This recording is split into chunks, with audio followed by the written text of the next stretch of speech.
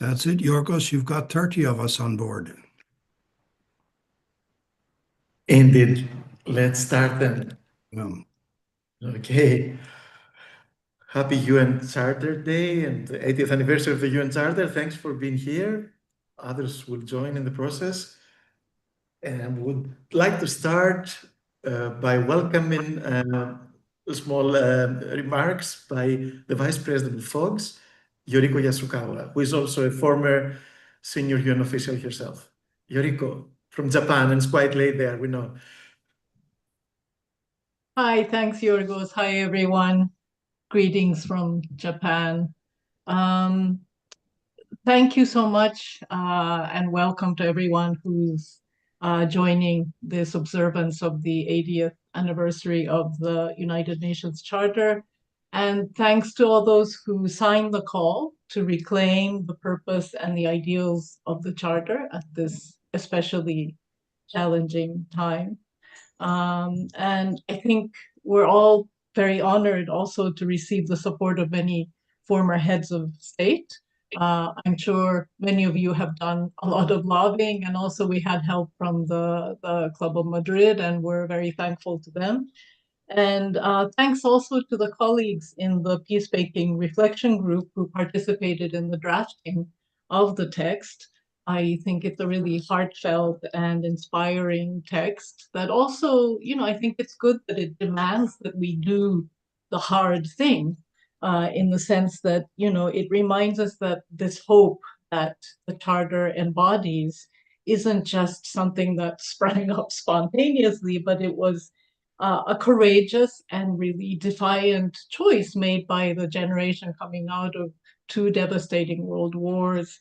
It was a choice to imagine and build a better world, to do that hard thing rather than to allow themselves to fall into despair. And I think in that sense, it's also a reminder that as bad as things might seem right now, it's not enough of a reason for our generation to lose heart, to slink away in defeat, and to choose despair. It's also a reminder that this is the time to fight harder for the ideals of the founders, the ideals that the founders of the United Nations challenged the world to live by, to resolve all conflicts through diplomacy, through dialogue, through negotiation rather than by force, to respect the rights of all countries and all people, even if you don't agree with them, even when you're in conflict with them, to work together for a better life for all people everywhere. And these are such reasonable and such commonsensical goals, yet they're so hard to achieve, as we all know, through our own work with the United Nations. We have to fight for them. And when we come up against forces that are trying to negate those ideals, we just have to. And I think another very important thing that the call reminds us of is that we aren't allowed to give up on this fight. We aren't allowed to say to our children, our grandchildren, our younger friends and colleagues, sorry, couldn't happen. So I hope this gathering today will give us some new energy and inspiration and imagination to try harder and to do better. Thank you. Thank you, Yoriko. And there is a lot of energy in this group, even if many of us are former UN officials, so obviously we're not giving up for the charter that I have here, an almost original version. It's very old. And we'll see now a brief video, 2 minutes only, about the signing of the charter in 1945. Anna?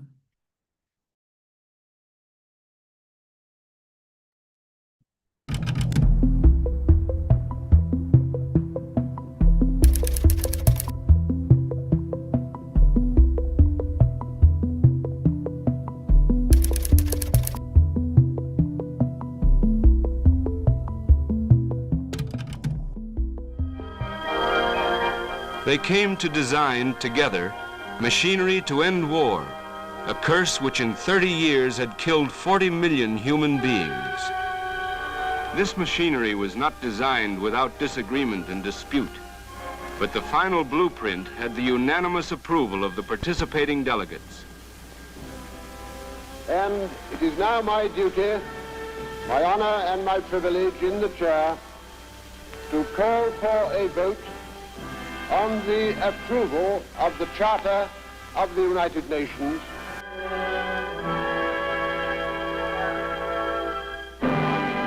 Here in the midst of war, the world's people collaborated in the drafting of a workable international constitution. It was a conference to write a people's charter, opening with the words, "We, the people of the United Nations, determined to save succeeding generations from the scourge of war, which twice in our lifetime has brought untold sorrow to mankind."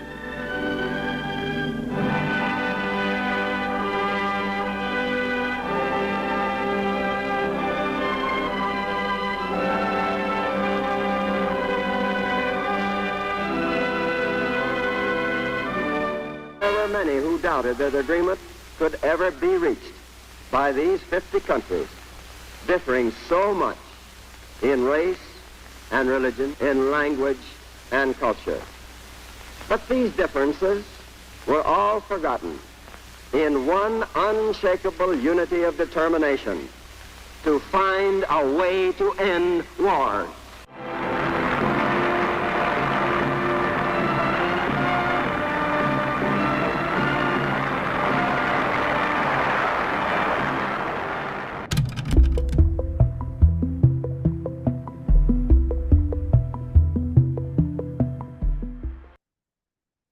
Still looking for a way to end war for good, and have gone back a bit lately, but still we're pushing forward. And we'll hear now from Jordan Ryan, former UN Assistant Secretary General and member of the Peace Reflection Group, which many of us belong and participate in. He will talk to us about the call that you have seen, and I hope you have signed already. And if you don't have, please continue to sign. We accept signatures until the 24th of October, when the UN itself, the organization, will celebrate its 80th anniversary. So Jordan will speak to us on behalf of the authors of this call. Jordan, thank you. Great. Thank you, Georgia. Good morning, good afternoon, and good evening. Let me begin with a story that brings the past into focus. A dear friend's father-in-law, John Dreyer, was in San Francisco 80 years ago today, not as a delegate, but rather as a young professional working behind the scenes. At just 38, he served as Assistant Executive Secretary, helping organize the plenary sessions of the 3-month-long conference. In a letter to his wife, he described the final vote on the UN Charter. Quote, "Halifax, who presided, called for a standing vote. The chairman stood up, and I counted them and gave the returns to Alger, Hiss. When Halifax announced that the Charter of the United Nations had been unanimously adopted and approved, everyone stood up, clapped, and cheered.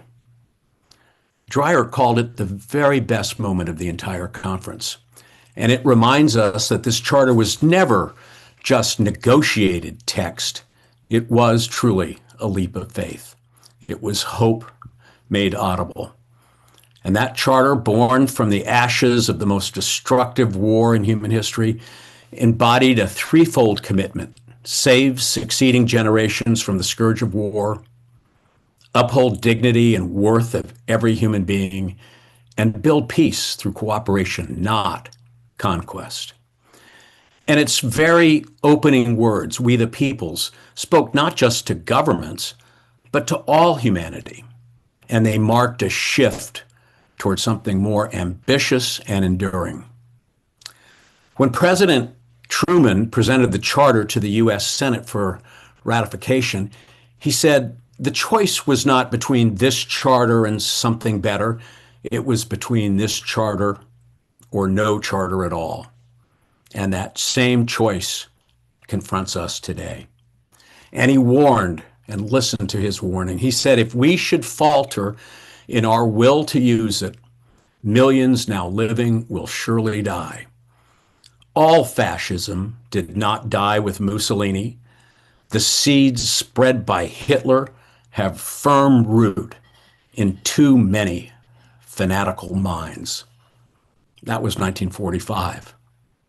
Today, those seeds have taken new forms, not always in uniforms or on battlefields, but in digital systems that silence dissent, economic exclusion that breeds resentment, and in ideologies that place power above truth.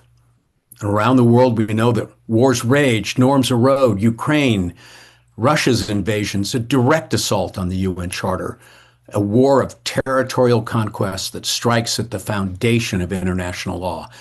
In Gaza, the destruction of hospitals and civilian lives reveals how the laws of war are being systematically degraded.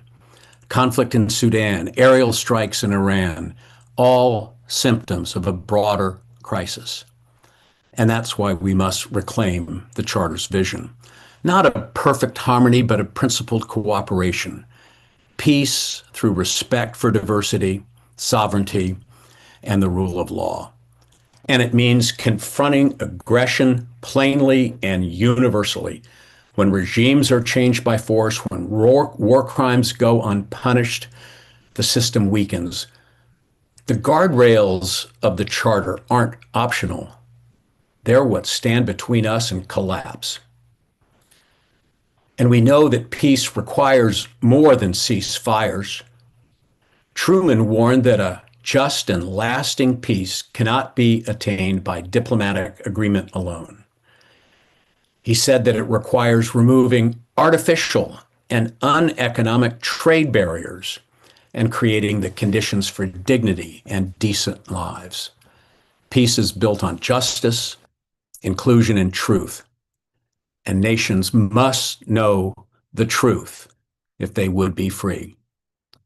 But here's what gives me hope. When the powerful falter, others step up. Kenya stand in the Council on the defense of the Charter, Irish diplomacy for humanitarian access, Ghana and Brazil advancing peace and regional responsibility. These aren't marginal acts.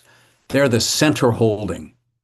The world cannot wait for consensus among the few. Middle powers, regional leaders, and the often silent majority of nations carry a special responsibility. Their leadership, principled, persistent, grounded in moral clarity, is how global norms will survive. And despite its many flaws, from veto paralysis to bureaucratic inertia, the UN remains indispensable. It feeds millions, it vaccinates children, monitors rights, rebuilds peace. But the Charter was never meant only to end war. It was meant to prevent it. And this means renewing diplomacy, protecting civic space, countering disinformation. It means ensuring international law protects the vulnerable rather than simply immunizing the powerful. And it means building a future where we, the peoples, still mean something. Truman compared the Charter to the U.S. Constitution, not as a final or perfect instrument, he said, but one that will expand and improve as time goes on. And that's our task. That's why the call exists, to ensure the Charter lives not only in memory, but in action. The Charter endures because its drafters had seen the cost of failure. They had buried their dead. They knew that without cooperation, there is no peace, and without peace, no future. The choice, Truman said, was clear then. It remains no less clear now. Let us choose peace. Let us choose the Charter. Let us make it live again. Thank you. Thank you. And this passion and the conviction comes through also the call, and thank you and all the colleagues who contributed to this call in support of the Charter and all the follow-up work. Thank you. Now I would like to give the floor to Kerstin Leitner, who is also a former UN colleague, worked with the UN, UNDP, and WHO as Assistant Director General. And she will talk to us about changes in political priority style and the consequences of upholding the principles of the UN Charter. Kerstin? Thank you, Georgios. Many changes have occurred over the decades since the UN were founded. And we need to name these changes, some of which are in fact systemic. Many new states were formed through the decolonization process and the collapse of the Soviet Union. They joined as independent new states the United Nations. But to what extent did they also subscribe to the spirit of the UN Charter? Today, many politicians are against, or at least don't have the patience for diplomatic negotiations and reaching diplomatic agreements. They want to make deals with good returns on maintaining power, and they want to obtain or secure economic wealth. Creating a stable public administration in order to provide services for the common good is out. Relying on private wealth and services is in. Internationally seeking common ground or establishing mutual interest benefit is out. And consequently, the alignment of human and financial resources with such agreed common interests. Instead, trade balances and forcing agreement through threats and arm twisting is in. Preemptive military strikes as a means of perceived threats to self-defense are in. Careful analysis of the historic roots of conflicts is out. Most politicians are not even interested in understanding the past.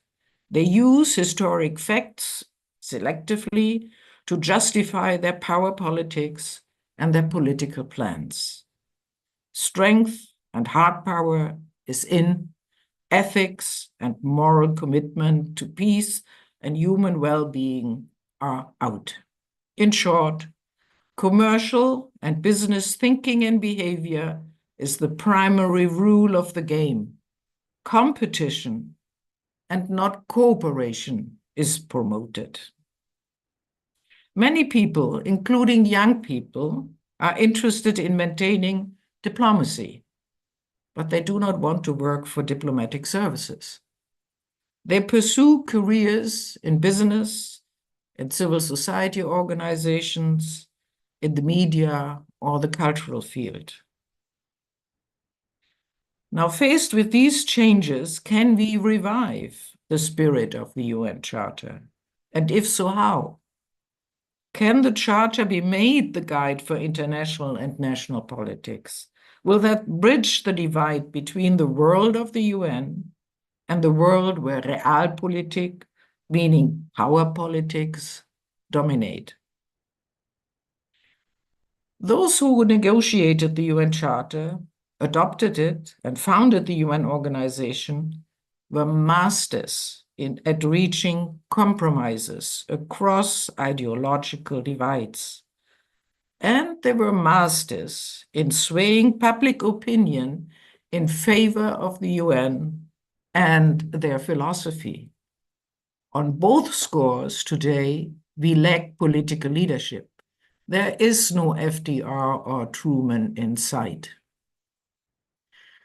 But without these two elements, meaning political compromise and a supportive public opinion, we won't succeed in making wars a political instrument of the past. And yet, that's what the UN was founded for. And 193 states subscribed to as they became members. Therefore, let's campaign to make the UN Charter the constitutional framework for international actions and performance by member states. Let's make the Charter a living document and amend it. Let's elect a Secretary General who can speak to any politician. Let's make the UN the forum and the conduit which allow people to speak to each other even when bilateral channels of communications have broken down. The UN is not a world government. It has no higher authority than to respect the sovereign rights of its members. But the UN has a moral imperative. It is to serve the peoples of the world and not only their governments. Hence, let's make the UN an organization which keeps each and every one of their members on the straight and narrow towards peace, stability, and general human and planetary welfare. Governments remain responsible for achieving these goals, but we, the peoples, need to hold governments accountable for their actions, irrespective of domestic governance systems or regimes. We all are to make our contribution. I think that is what the Charter is demanding of us. Thank you. Thank you, Kerstin. Really, with the peoples, and thank you for saying what really is for us to return to the Charter's context. I just remembered that in the Greek constitution, there is a clause at the end that says the defense of this constitution is upon the patriotism of the people. And what you said is up to the citizens of this world, it is right to make sure that we keep our leaders in check and stay within the Charter. And we're trying to bring that about. And you talked also about young people. We have a couple who will take the floor after Francis O'Donnell, who is our next speaker. And Frank is a former UN official also. He was the resident coordinator, among other places, in Ukraine from 2004 to 2009. And he served also as ambassador of the Sovereign Order of Malta to Slovakia after retirement from the UN. And he has been very active also in promoting the call, among other things. Frank. Thank you very much. You'll forgive me for being Irish, but as we're talking constitutions, my granduncle, who was a giant of a man with a very firm handshake, I still remember it was a knuckle-crunching handshake, was actually the secretary to De Valera, once our president, and was the principal co-drafter of the 1937 Irish Constitution, which is still in force.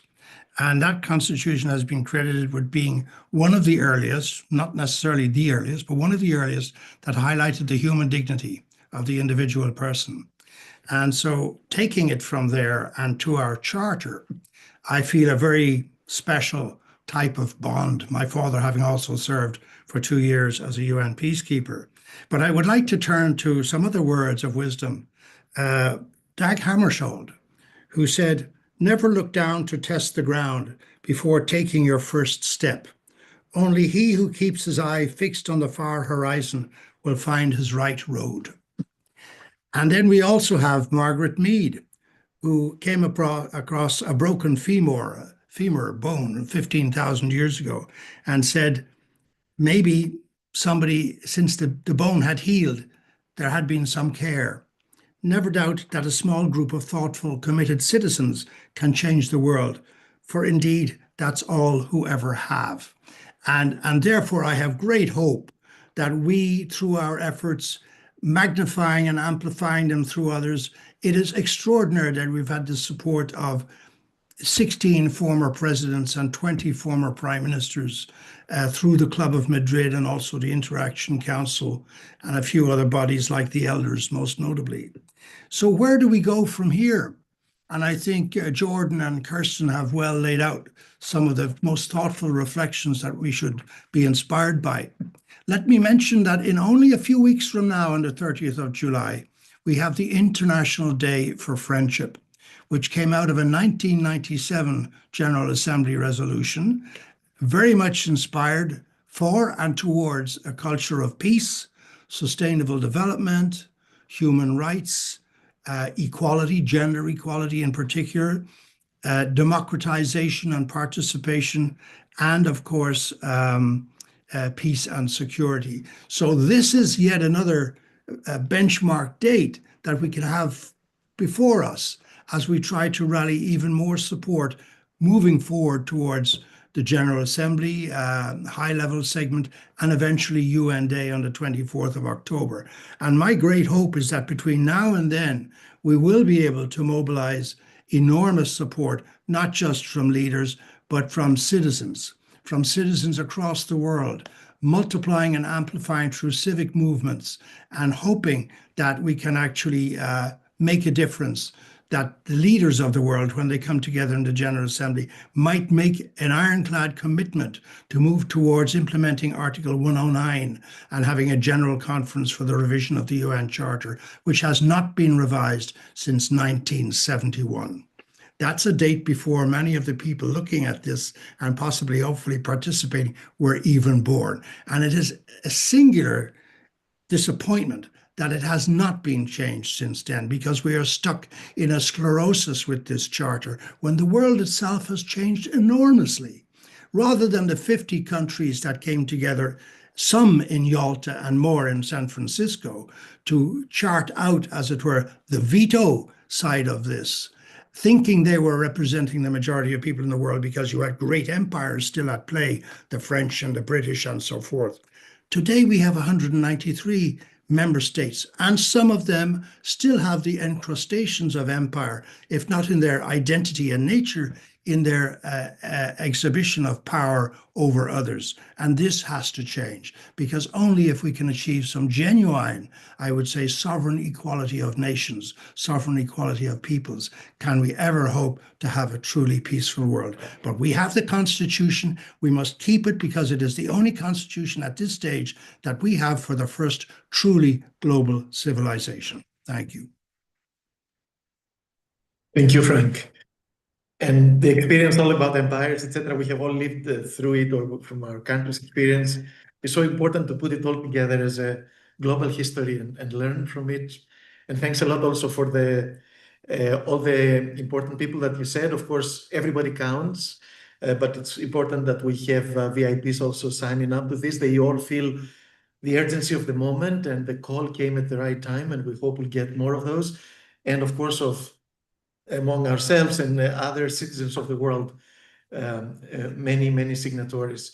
So now we'll go to two young people that have been helping with the folks also in the past, but I asked them specifically this time to tell us what does the UN Charter mean to them, and whether they feel the influence of the Charter in their life and work, in all honesty, not to be diplomatic and rounded, and whether they think there is a chance to revive, strengthen the Charter as it is, or after necessary changes.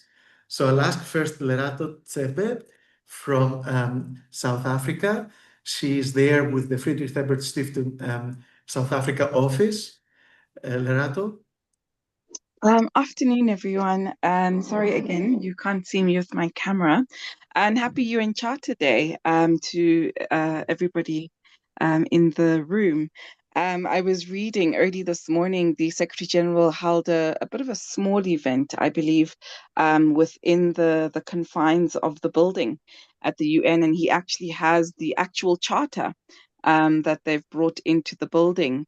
And he wrote a lovely story on his website, on the UN website, and he's telling the story about a man. His name was Felipe Antonio, and he was the man who built the first box that was utilized for member states, or new members rather, of the UN to put in to vote on particular issues. And this man wrote a letter to everybody whom was going to be utilizing it, and he was expressing how overjoyed and elated he was that he was having the first vote, which was essentially a vote of confidence, is the underlying part of the story in the UN. I think that obviously we are in what I presume to be the institution's most challenging moment, perhaps since only the Cold War. I think we haven't seen really a bruising of an institution that's supposed to be a repository and reinforcer of democracy, democratic values, and peace and security and order globally, and essentially pursuing equality amongst member nation states. For me, I think because this is my master's thesis topic is about the United Nations Charter. Yes, it does matter to me because what I do feel personally, and even within my academics, that we may need to potentially revise this charter. That as an institution, perhaps the United Nations.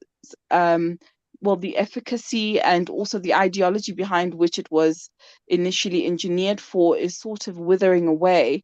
Nonetheless, it can only wither away if there is no legal document that is really buttressing and supporting it.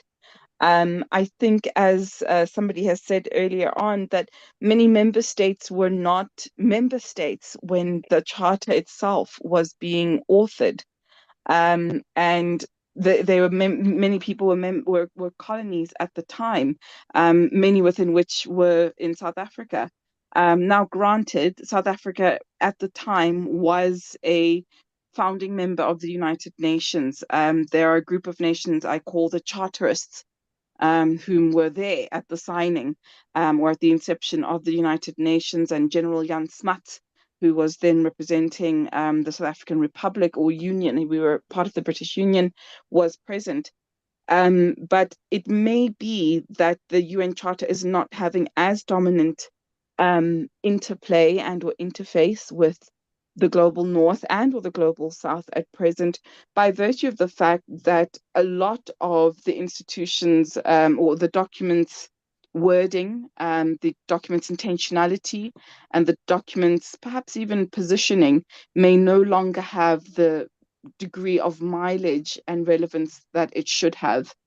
So that's my initial answer to that question. I think at present we are having the sprouting or mushrooming of what I call club diplomacy, where there's different groups of and different types of diplomatic arenas that are opening up, whether it be in BRICS or there's another one with Mexico, Thailand, and Indonesia. There's just a lot of them, the Asian countries. It's not essentially to pivot away from the United Nations, but it could be a general sentiment that their interests are no longer harbored there or being protected there. And the question that we need to ask ourselves is, how do we get everybody back in the same room so that there is very much not only a feeling of inclusivity, but also substantively it being a motivating force to ensure that everyone has value buy-in into the system. Right. Thank you very much, Lerato.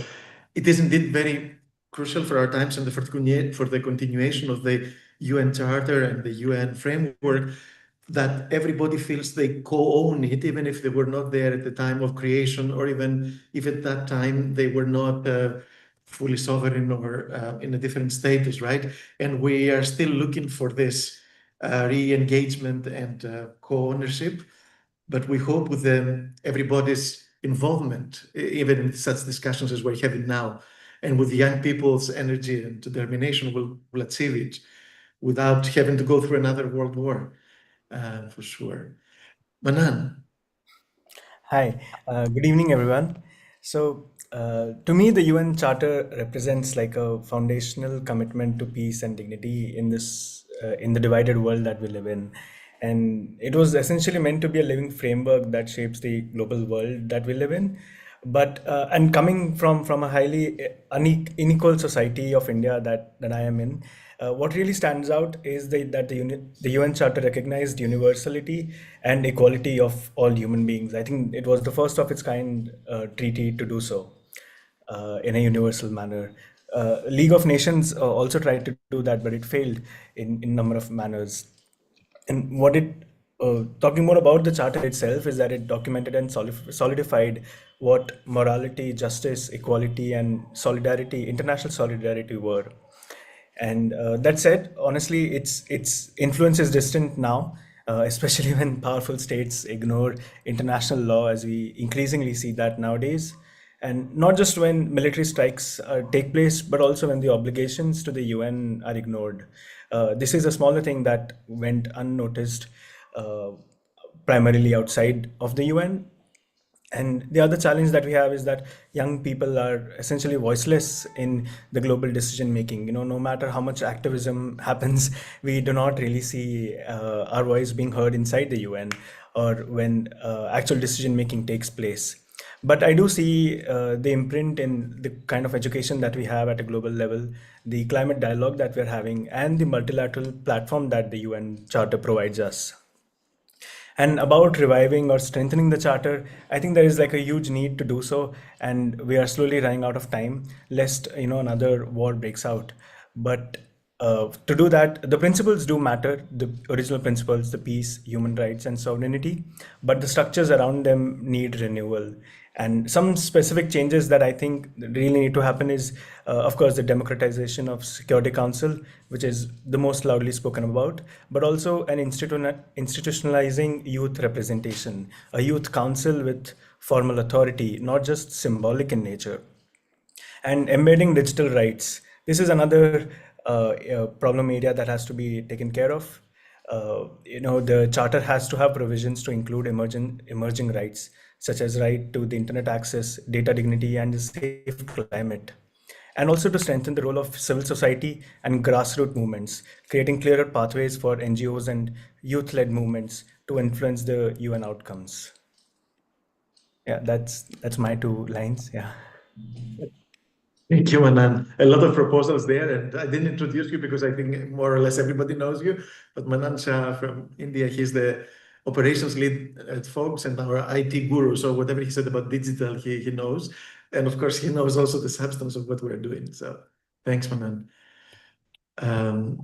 Now I think we open up to discussion. Whoever wants to raise their hand, electronic or otherwise, I'll try to see otherwise also. I see a little cat also there, and I wish we had another voice of creatures beyond humanity for this planet, but I'm not sure if we can manage. Yes, who would like to take the floor? Georgios, sorry, Yes, I can see. Sorry, I can't find my my hand, but no, thanks so much for organizing this. It's a real pleasure this week to be in New York and be able to see the original charter back at headquarters. But I wanted to make a few points. First of all, I think the charter is an absolutely amazing document, and that it has been so lasting and so resilient and still so relevant. And I'm very afraid of an Article 109. I think I really disagree with some of our previous speakers, because we won't get a charter that is as good as this one. Yes, there are maybe some phrases and some aspects that we would like to see, more relevant language as multi-stakeholder or whatever. But NGOs are mentioned in the charter. They were there in San Francisco signing the charter. The foresight of having this interdependence and interlinkages between peace and security, development, human rights is so embedded in the charter. It is just amazing that people thought about this in 1945. I think the biggest problem is, and some of you alerted to that, is the implementation and the adherence. And what do we do in cases of violations of the charter? What are enforcement mechanisms? And I like Kirsten's point about, yes, we need public pressures on that. But I also think that within the UN itself, there can be important mechanisms to put more pressure on countries to abide by the Charter. Rather than revise it, we really need to make sure that that we really address the violations of the Charter. Jordan also referred to that. I think that's really the critical aspect that we are facing today. Of course, we do need to revise the Charter in only one aspect, and that is the Security Council reform. And that is absolutely critical, I think, to the future of the UN, because we cannot, in that sense, the Charter is outdated. And that's why it was revised in 1963 to enlarge the Security Council. But we certainly have to revise it again to give not permanent seats. I'm not in favor of that, but a new category of member states that can be elected for 6 or 8 years and then re-elected. So you get immediately, so you get kind of a semi-permanent seat, and you don't have to the problem of choosing between countries, but they can all get run and they can all get elected. So that's where I wanted to jump in. Thank you so much, Georges, for organizing this. And I'm going in a little bit to the GA meeting, where there is an official meeting recognizing the 80th anniversary today of the signing. Thank you so much, everyone. Thank you for joining us to warm up for the official meeting. And we made it just 1 hour to allow people to go there also. Thank you again. An old friend also and a friend from the past, and we all care about the UN, and we do have proposals on Security Council reform similar to what you said. I don't know if Dr. Hasegawa wants to say something on that. Yeah. If you can. Okay, thank you. Yeah. Thank you so much, Giorgio, for this opportunity. I just have just only one point that for the last 2 days, we had a large Indian delegation to Tokyo. They are the senior professors from Jinnah universities and others, as well as political leaders. I think Mr. Singhvi is quite well known, National Congress Party and so forth. One thing that came out from our discussion yesterday at the Parliament or Japanese Diet is a concept of peace that is somehow it's it's different here in Asia, particularly in Northeast Asia. Peace is written in our languages, so that it means that we respect each other as equal. We may be different in the background, but we should live in harmony, respecting each other's difference. And we found it very interesting yesterday that when you think of it, we don't have armed conflict now in Asia.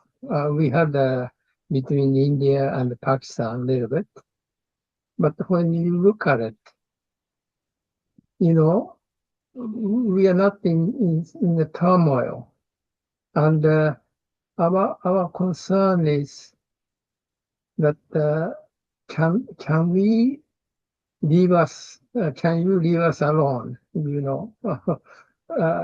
That China is rising, but the Chinese rise is not seen as threatened as seen by let's say by the United States and a few others.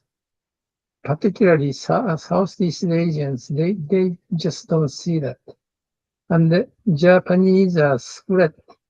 We are influenced by, of course, by those hardliners.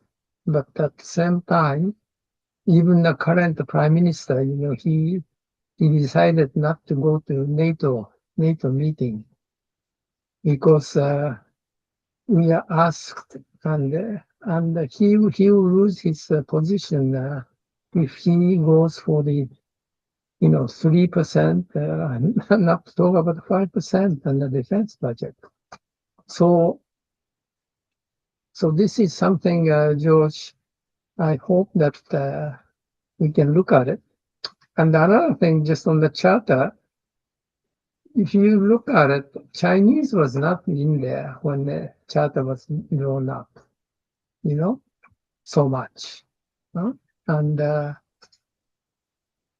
Chinese feel very much that it is something that when they talk about rule of law, it is something that has been developed and instituted for the last 300 years, in which they had almost no say, and they feel that we should have this concept of peace, that is respect of each other as equal with a different background. Thank you.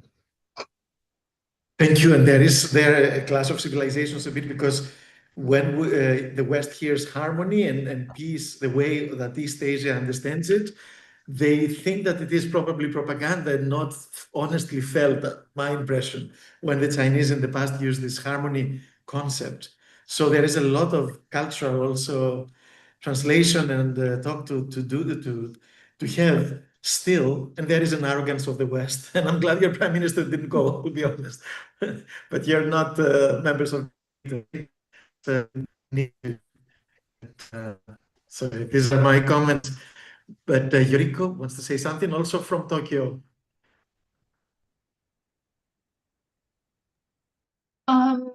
Yes, my concern was more about trying to get as many signatures as possible for this call, which I really think is something worth trying to do by that deadline of October 24th.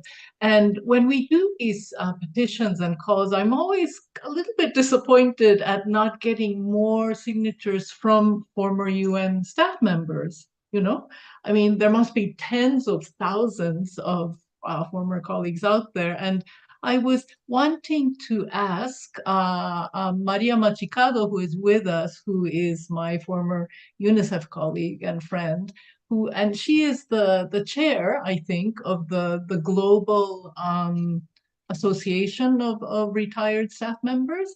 And I was wondering if Maria would have some suggestion as to how to, reach more of our colleagues. Any advice would be welcome. Thanks, Yoriko. Maria. Yes, thank you. And thank you so much for having this moment of reflection and giving us these valuable inputs so we can also do our advocacy from our points. I'm not the president of the Global Association of Retirees, only for Bolivia, but I do participate in the Federation. And the Federation Council meets every year. And that would be also an excellent entry point. We have currently 18,000 associates, although we're 60,000 retirees. So that's another problem. We have former civil servants for the UN that not all of them are retired, but 60,000 is already a big number and only 18,000 are associated. So Yoriko, that's a great idea. Let me provide you with the name of the president and the contact details. But I, as president, did share this with my colleagues and with Latin America, which we also have a group. And unfortunately, people are not signing. I don't know if they can't read in English. I don't know if they don't feel they could, be part of this movement. So yes, we do have definitely to do a lot to engage with our colleagues that they leave the system and they just forget about it. So that's an excellent point. Back to you. Thank you. 60,000 is a huge number and 18,000 is important if they operate as catalysts, right, around the world where they are all over the place. It would be great even to teach, to bring people closer to the Charter. We try to have it in more than English. So we have several languages. The call, if you go to the dedicated webpage, and I will put it in there in the chat soon, we have it in about 10 languages, certainly all 6 official languages of the UN. So for this one, we made an effort, and I hope the colleagues feel it closer to them. And we stay in touch, and if there is any way we can mobilize these people, because what we're saying, those who meet more often, is that once international civil servant, always an international civil servant. We took an oath and we continue to feel, right, that we have a duty to the world. And I'm sure you do too, Maria. So let's wake it up in the others too. Thanks.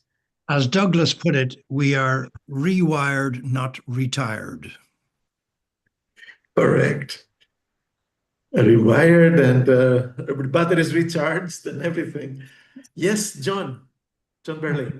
Thank you, Georgios, for organizing this very interesting session. My apologies for being late, but I would like to refer to something which happened in San Francisco today, 80 years ago, which is not always well known. And I like to use this occasion to remind all of us of President Harry Truman's speech on the occasion of the closing ceremony in San Francisco. It is very well worth rereading. I'm going to read to you something he said there and then make a comment on what he said. During the course of his speech, he said the following, and I now quote: "We all have to recognize, no matter how great our strength, that we must deny ourselves the license to do always as we please. No one nation, no regional group can or should expect any special privilege which harms any other nation. If any nation would keep security for itself, it must be ready and willing to share security with all.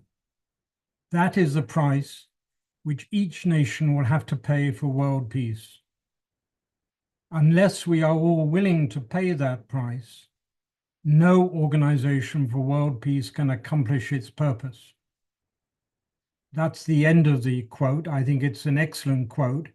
And my comment is it is deeply ironical and deeply tragic that the Permanent Five, and especially the United States itself, did not follow this very wise advice from the American president at the time of the signing of the Charter.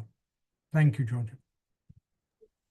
Thank you, John. That's an amazing quote. Yes, we have to take it to our leaders, urgently, I think. Thank you.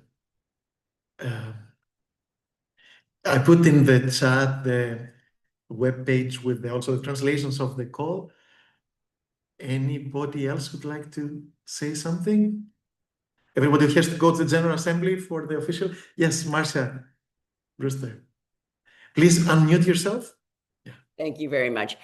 Just wondering, I'm sorry I came on so late. I was a former UN staff, if you probably know. Have you contacted UNA USA? You know, they have 20,000 members, and they are the largest advocacy group on behalf of the UN in the world, I think. I mean, FAFIX and AFIX are a bit different because they're not advocacy groups. So you might contact UNA USA.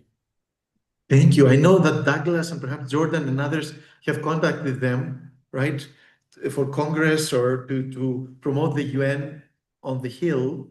But I tried to contact WFUNA, the World Federation of UN Associations, and UNA UK, which is also very active. And Kerstin is a member of the board of the UN Association of Germany. So we have tried to approach them. And we got some signatures, but not, I suppose, the response that we might expect. We have to keep pushing. And sure, please stay in touch if you have access to them, like UNA USA. They work closely with the UN Foundation. I believe in the past we had some cooperation. Yes. Yeah. David will come.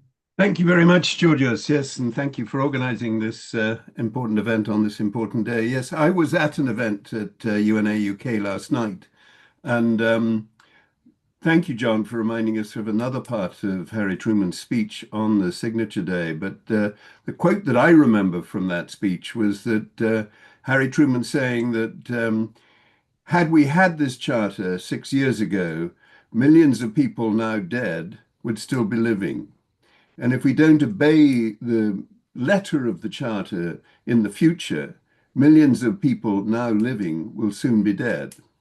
And I think that that is the reminder that we need to carry forward as we look to implement the Summit of the Future's Declaration on Future Generations. And we in Peacechild this year are bringing together for the first time young people from the Permanent Five members to develop a new story of how they together are thinking about reinventing the United Nations for their generation and for their children and grandchildren. And Georgios, I'm really looking forward to welcoming you to Slovenia to see a very different way of presenting ideas for reforming the UN Charter, because diplomats don't break into song, they don't do theatre and acting, but actually we do need to find new ways of presenting the United Nations as the most thrilling achievement of mankind.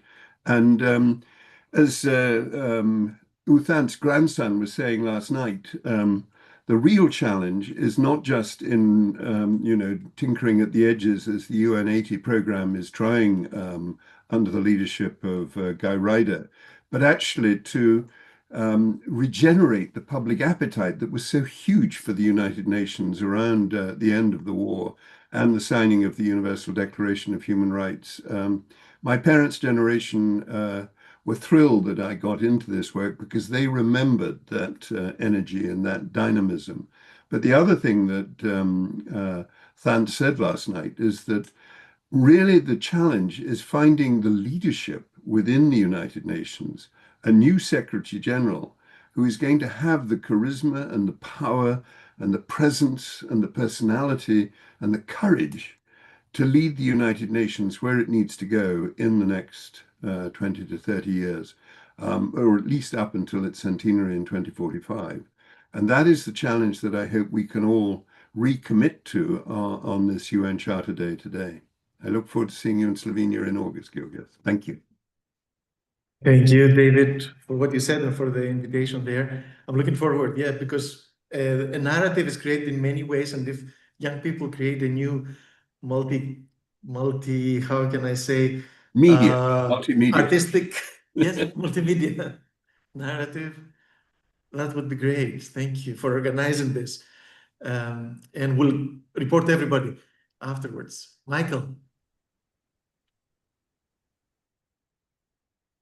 Thank you, Georgios, and let me begin by congratulating all the speakers today.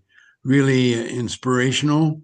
This is an excellent exchange. We need to continue to motivate ourselves in all the directions we've been talking about. I want to refer to what each of you have mentioned in one way or another, and that is who founded this UN Charter, who founded this organization. And the Charter itself seems to tell us it was we the people. But what does that mean in reality? Are the people the basis of whatever peace and well-being is going to be achieved? Are they truly there? I think we who have been working in this area for so long believe that they have the inherent capacity and will to be a part of this. But in all these discussions in the UN, we talk about inclusivity. But is it real? Are we really serious about building whatever we're going to do on the people and engaging them to be a part of it? I know that we've said this all before, but are we really serious about getting this done? I think it has to be much more systematic in ways in which we're going to engage people, not only in their communities, their villages, because who knows better than they what needs to be done to either achieve peace or maintain it? Who knows better? They do. And you have to build that up in each country. There's some very good work that the UN is doing to help this to happen. So many kind of pilot efforts and experiments, but we need to be more serious and take this to a much greater scale. Make it I would say, the priority of what the UN is going to do in practical terms. Espousing all of the ideas that we have about peace is very important, but nothing replaces action. Nothing replaces releasing the power of people to be a part of this. And I'm thinking of this not only in the context of how we work with people in their local communities and so forth. We need to find a way to get the voice of the people into all of this chatter that the UN continues to do. Where are the people in all of this? We talk about representation, but in many ways, they are not truly represented. Is there not a mechanism that we can come up with to get the people really physically there and their voice there? A people's council, advisory council to the UN, whatever it is. I know there's all sorts of complications on how do you select such people and where are they coming from. We can figure that out. But we've got to get them, we've got to see them, and we got to let them see us and hear us, and vice versa. And so a lot of work to be done here. I would like to suggest that we give this much more thought and serious action on our part. And I hope we can share a little bit on that in the days to come. Thank you. Thank you, Michael. I don't know if you noticed, but the narrator, when he was talking about in this short video, he said, "We the people of the United Nations," but the charter itself says peoples. So I don't know if they were negotiating this S for a long time, but it does make a small difference, right? Now it's peoples, but people would have been better, of course, but we can become one human people at some point, hopefully. Thank you, Michael. I think we have reached the limit of our time. If there is no other pressing comment, we can go back, but also enjoy the day, think of the Charter and humanity every day, and we'll continue our work, right? The Peace the Reflection Group and all other colleagues and citizens of the world who want to see a better world for the future. So we keep going. Thank you all. Thanks. Bye-bye.